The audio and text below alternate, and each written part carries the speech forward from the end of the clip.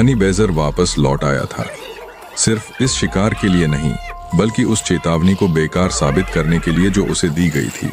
कुछ जानवर डरकर पीछे नहीं हटते, वे लौटते हैं ताकि सामने वाले को एहसास हो जाए कि डर उन पर काम नहीं करता।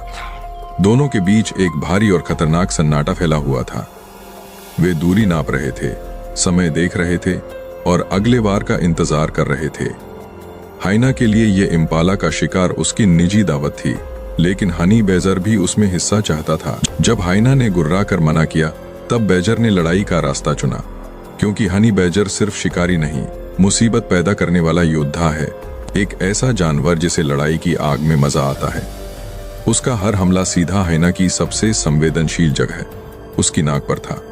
हाइना ने गुस्से में उसे जोर से झटका, उसे चुप कराने की कोशिश की, लेकिन बैजर उसके जबड़ों के अंदर भी ऐसे मुड़ा जैसे उसके शरीर में हड्डियां ही ना हो। हाइना ने उसे धूल में पटक दिया। कोई और जानवर होता तो वहीं पड़ा रहता, लेकिन हनी बैजर फिर खड़ा हो गया। हाइना के विशाल जबड़े उसकी गर्दन पर जकड़ गए, लेकिन उसकी चमड़ी किसी अजूबे से कम नहीं थी, पीली, मोटी और इतनी मजबूत कि गहरे दांत भी उसे आसानी से नहीं भेद सकते थे। पहली बार जब हाइना ने उसे पकड़ा, उसे लगा लड़ाई खत्म हो चुकी है। उसने काटा, झकझोरा और जमीन पर पटक दिया। फिर वह रुकी, दया से नहीं बल्कि इसलिए क्योंकि उसे उम्मीद थी कि अब बैजर उठ नहीं पाएगा, क्योंकि हाइना का काटना चेतावनी नहीं होता, वह हड्डियां तोड़ने वाला हथियार होता है। लेकिन हनी बैजर फिर उठ खड़ा हुआ, जैसे दर्द उसके शरीर तक पहुंचा ही ना हो।